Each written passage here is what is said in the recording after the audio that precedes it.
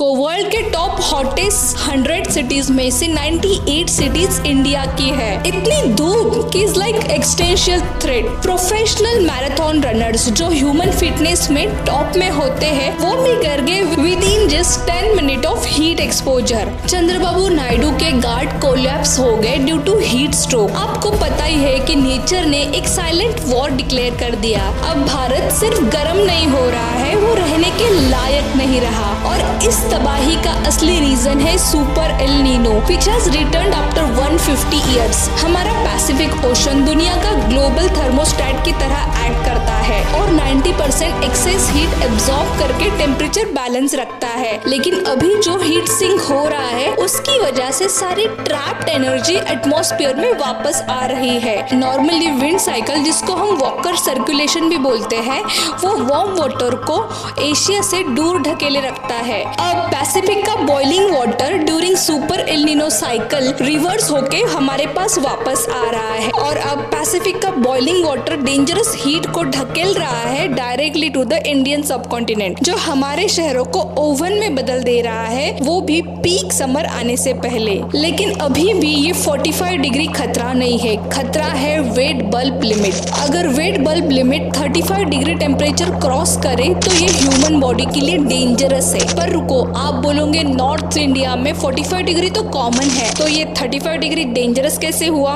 तो यही पे ही साइंस आता है। एयर टेम्परेचर और वेट बल्ब टेम्परेचर दोनों में ही जमीन आसमान का फर्क है। अगर एयर टेम्परेचर 45 डिग्री सेल्सियस होता है और ड्राई हीट होती है तो बॉडी स्वेट रिलीज करती है और स्वेट इवेपोरेट होके बॉडी को कूल करता है और आप सर्वाइव कर लेते हो। लेकिन 35 degree wet bulb temperature means high heat plus extreme humidity. इस पॉइंट पर एयर ऑलरेडी सैचुरेटेड होती है, इसलिए स्वेट इवेपोरेट नहीं हो पाता। इमेजिन करो कि आप एक 45 डिग्री सेल्सियस के ओवन में बैठे हो और 35 डिग्री सेल्सियस के स्टीम रूम में। स्टीम आपको जल्दी मारेगा। जब पसीना इवेपोरेट नहीं होता तो कोर बॉडी टेम्परेचर एक्सट्रीमली बढ़ने लगता है, ब्लड थिक होने लगता है और आपके ऑर्गन अंदर से कुक होना स्टार्ट कर देते हैं। इंडिया में कुछ शहर जैसे like Akola and Bhagalpur already lethal threshold temperature touch कर चुके हैं। This is a 1 in 150 year disaster. ये हमारा मॉनसून वीक करेगा, ये हमारा वाटर सिस्टम कोलैप्स करेगा और अल्टीमेटली हमारे क्रॉप्स पे भी इसका असर गिरेगा।